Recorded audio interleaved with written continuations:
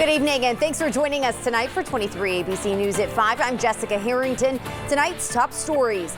We are continuing to follow the latest on the murder trial involving Leslie Chance. Chance taking the stand today in court. More on what she had to say in her defense. And 23 ABC obtaining court documents. More on the new details revealed about the night a Bakersfield police officer was arrested after falling asleep at a local theater with a gun in his lap. Plus, concerns continue over new regulations of the oil industry. A team from the governor's office in Kern County meeting with local officials. What the public and industry leaders are saying tonight. 23 ABC News at 5 starts right now. Live from downtown Bakersfield, 23 ABC News at 5 starts now. Good evening. Today, the defense called Leslie Chance herself to the stand. The jury got to hear from Chance, who has been accused of killing her husband back in 2013 and leaving his body in an almond orchard. 23 ABC's Alex Bell joins us in studio with the details on Leslie Chance's testimony. Alex? On Monday, the prosecution arrested, and today the defense put Leslie Chance on the witness stand. This is the first time Leslie Chance has spoken since she was charged with the killing of her late husband. I do want to let our viewers know that most of the videos and images you see during our coverage are from opening statements, older footage from the investigation, and the day of the murder that was in previous court hearings, We want to remind all of you that for this trial, cameras were only allowed in the courtroom for opening statements, and they will be allowed in the courtroom for closing arguments. When Leslie first took the stand, she was emotional, but said that she has been waiting to tell her story for 6 years. She also said she doesn't know anybody that would want to shoot her husband. She also testified that she had nothing to do with her husband's death, and she still loves him. She also said that she still goes by Mrs. Chance. Chance testified her husband went out the night of August 24th, 2013 to drive around, but came home with tacos for the family. She also says that night they went to bed together, and when she woke up on August 25th, 2013, Todd was still in bed. Chance testified that she recalled hearing Todd upstairs, and she says a little while later he came downstairs and left for the gun show. According to Chance, her husband had been talking about going to the gun show all week. She said the last time she saw her husband was that morning. Chance testified that when police notified her of her husband's death, she couldn't believe it, and she even tried calling him. She also said that she broke down several times after realizing he was dead. Coming at 6, the key points from her testimony, including her knowledge of Carrie Williams, Todd Chance's ex-fiance. Live in studio, I'm Alex Bell for 23 ABC News, connecting you. Alex, thanks for that. 23 ABC obtaining court documents shedding light on what led up to the arrest of Bakersfield police officer Douglas Barrier last December after he was found asleep inside the Studio Movie Grill Theater with a gun on his lap. 23 ABC's Josh Sanders joins us live from the theater with the latest details. Josh? Good evening, Jessica. We first reported on Officer Douglas Barrier's arrest on December 19th. Not only was he found with that gun on his lap, but court documents say he was, quote, too intoxicated to care for his safety.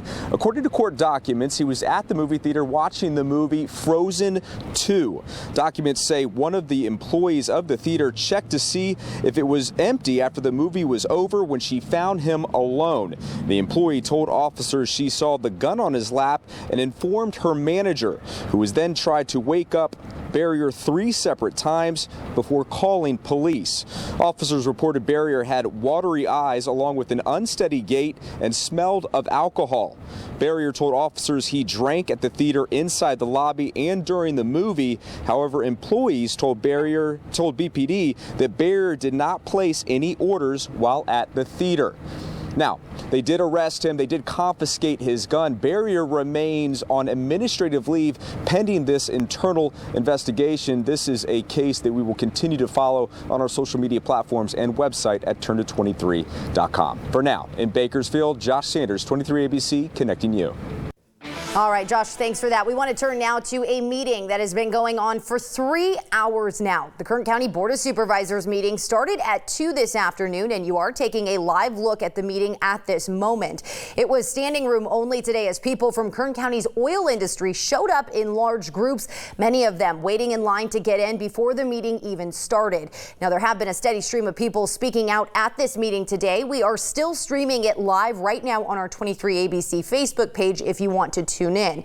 This all coming after months of the Kern County's oil industry feeling panicked and frustrated as California Governor Gavin Newsom has taken major steps to squash the industry. Today, the governor's administration was in town to discuss their plans and to hear from locals about how the potential loss of the oil industry would impact Kern County. 23 ABC's Austin Westfall has been at the meeting all afternoon. He joins us live from just outside the chambers where there is overflow seating to watch the meeting on TV screens. Austin? Jessica, state officials have been getting grilled all day about those new rules and regulations. And take a look behind me. Usually there are dozens of people at these meetings. This one's a little different. There's hundreds at this one. There were so many oil representatives and members of the general public here, in fact, that they couldn't all fit into the chambers here at the Kern County Board of Supervisors. So there's people out here in the lobby watching on a television. There's even more standing outside, all of them showing up to give a piece of their mind about this very divisive topic. Tuesday was a pivotal day for the Kern County oil industry. For months, local leaders have spoken out against California Governor Gavin Newsom as he's announced intentions to phase out the state's oil industry. Hundreds turning out because Newsom's office attended this afternoon's Board of Supervisors meeting, most no doubt turning out to show just how critical the oil industry is to Kern's economy. But before the meeting, the day started with a press conference where locals spoke out with a different message, one about oil being unhealthy for our environment. We have the highest rate of childhood asthma because of our air quality. The oil industry and fracking is hard on both the air quality and water quality. Nurse Mary Lynn Briggs saying she acknowledges the oil industry's importance to Kern, but she believes the health of the people who live here should be given equal importance. After the press conference, it was time to head into the Board of Supervisors meeting, which was so packed that there were overflow crowds. There was also no shortage of people stepping up to the podium in defense of the oil industry. We shouldn't be talking about getting off of Kern County oil. We should be talking about getting more reliant on Kern County oil. In the 48 hours following the governor's announcement, Barry lost $354 million in market value. This is about the 24,000 men and women in Kern County whose careers are being impacted by an uncertain regulatory environment in the state of California. Those oil CEOs are talking about several bills and new bans implemented by Governor Newsom in an effort to limit their industry, including halting new oil extraction wells that use high-pressure steam, a process linked to recent oil leaks in Kern. The crackdown also coming amid reports like this one from the United Nations, saying that burning fossil fuels is the dominant source of emissions that cause climate change. Representatives from the governor's administration speaking toward the end of the meeting. We recognize that many of the issues the state, the nation, and in fact our world face, climate change, globalization, modernization, all those things are having a disproportionate impact on Kern County. Williams and the other representatives from the state showed no signs of backing down from their rules and regulations, but they will be taking everything they heard today and relaying it back to Sacramento. Now, the state's saying that they will be working with local leaders here to bring some kind of resolution to this oil issue. But again, it doesn't seem like they wanted to back down from any of those new rules or policies. There's one other thing about this oil issue that a lot of people don't know. It might impact our emergency response services. And I'm joined now by Dave Nelson. Dave is the president of the Kern Firefighters Association. Dave, how are you doing? Not bad. And yourself? You know, it's been a long meeting. We're going on 3 hours now. Can you tell us about how the loss of the oil industry might impact our emergency response services? As we know, the county already has enough difficulty with funding the fire department. And when we look at the economic impact that is related to property taxes, losses of jobs, it's further going to impact the revenue streams that the fire department has to provide those services.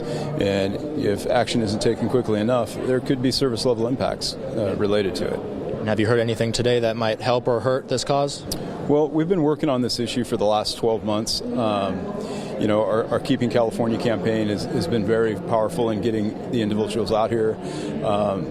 Entry-level conversations have taken place. We got to meet with the governor's office yesterday, and good conversations came out of that. So I think we, in a collaborative effort, should be able to find a pathway to success, look at some of the efficiencies that happen at the state on the permit approval process, but at the same time, hold our community up. Thank you, Dave, for joining us. Yep, thank you. Yeah. Again, a very divisive topic here in Kern County. It's a hot topic. This meeting, 3 hours in, and it's still going. We'll keep you updated on our social platforms. And if you want to watch the meeting itself, it's still streaming live on 23ABC's Facebook page. But for now, in Bakersfield, Austin Westfall, 23ABC, connecting you. All right, Austin, thanks for that important discussion today. Earlier this morning, the Board of Supervisors voted unanimously to approve a 3-year deal to have the Community Action Partnership of Kern run the county's new low-barrier homeless shelter. Officials say the Navigation Center will open with 50 beds with a total of 150 once it's complete. Construction is reportedly on schedule with 2 new structures. It will cost a little more than $2 million a year to run the complex. The shelter will provide beds, meals, pet care, security, and property storage along with social services.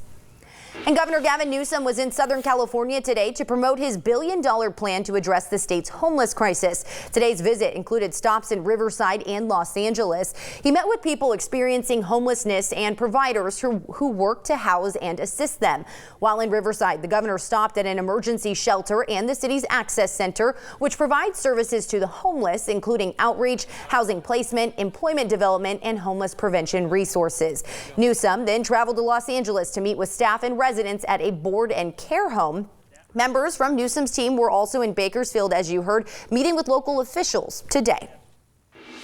New information tonight, a local grocery store in central Bakersfield has announced it is closing. The Food Max on Union Avenue near California Avenue confirming they are closing this Friday. Food Max is owned by Save Mart companies, and officials with Save Mart say they decided to close the grocery store because the Food Max has been underperforming.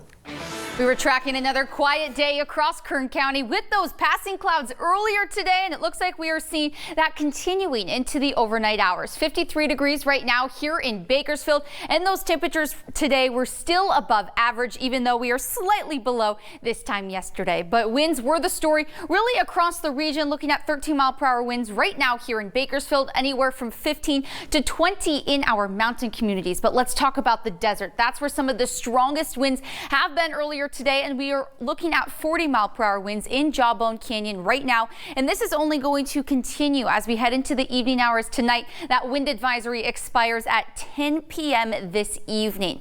But as for air quality as we head into tomorrow, it didn't really help clear out any of the haze here in Bakersfield, so we are back to the moderate range with an AQI of 57, and there's no burning unless with a registered device. But we are tracking chilly temperatures, especially in the valley tonight, tracking the chance for that early morning frost. I have more details on our next winter storm and when you can expect rain coming up next. New developments tonight. Robert Daniel Rivas, the man accused of attacking a woman with a machete at a Starbucks, was acquitted of attempted murder but found guilty of multiple felonies, including assault with a deadly weapon and voluntary manslaughter. 31-year-old Rivas was arrested and charged back in September of 2018 after he chased a woman into a Starbucks on Stockdale Highway and Gosford Road and proceeded to attack her with a machete. A Good Samaritan, Blaine Hodge, confronted Rivas in the Starbucks. The woman and Hodge both suffered serious injuries from the attack. Hodge underwent surgery and survived. He went on to receive a Medal of Honor at the U.S. Institute of Peace in Washington, D.C. in March of 2019. Rivas is due back in court on February 19th for sentencing. The Kern County Sheriff's Office is investigating the death of a 9-month-old infant in southwest Bakersfield. Deputies were called out just before 10:30 this morning to the area of Brave Avenue near South Real Road. When they arrived, medical and fire personnel were already on the scene and the infant was pronounced dead. KCSO detectives were called to investigate based on the infant's young age. The manner and cause of death will be released pending an autopsy by the coroner's office. Edwin Rodriguez, the former North High athletic trainer accused of sexual abuse with minors, is facing new charges. It's a story we're working on for 23 ABC News at 6. More on why these new charges were filed and what this now means for the case moving forward. We're going to have that story and more coming up tonight on 23 ABC News at 6. House Republican leader and local Congressman Kevin McCarthy spoke on the House floor today about House Resolution 791, his resolution supporting the protesters in Iran. He explained how this resolution will send a strong message to the Iranian government.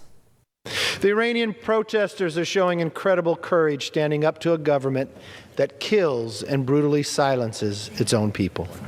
This resolution sends a strong message that the United States stands with the Iranian people. And we are with them in their demands for free and honest government. The resolution, if passed, also condemns the government of Iran for shooting down Ukrainian International Airlines Flight 752 and calls on the Iranian regime to not use force against its own people. Now to Washington, as we now know when the impeachment fight will officially be moving over to the Senate. The House Speaker announcing a vote will come Wednesday to name the impeachment managers who will prosecute the case, followed by the 2 articles of impeachment being sent to the Senate for trial. When this trial begins, senators have been informed that not only will they have to remain silent throughout the entire impeachment trial, but they will not be permitted to have any electronic devices in the chamber. This vote and the trial starting up after a 5-week delay. The delay did lead to new evidence given to impeachment investigators. Just yesterday, an attorney for Lev Parnas, the indicted associate of Rudy Giuliani, provided his client's cell phone, which he says includes a trove of data and tweeting out videos set to music showing his clients with the president and his inner circle. Nothing in our history or our Constitution says a House majority can pass what amounts to a half-baked censure resolution and then insist that the Senate fill in the blanks. And as the trial looms likely to begin sometime early next week, the president firming up his own legal team, sources familiar with the matter telling ABC his team expected to be led by White House counsel and the president's personal attorney. President Trump, of course, pushing for a dismissal of the case. Still to come, it's National Human Trafficking Awareness Month, how Kern County officials are helping to bring attention to this important issue. Allison? And patchy fog is expected here in the valley early tomorrow morning. Other than that, we're going to be relatively calm. I have more details on our next winter storm coming up next.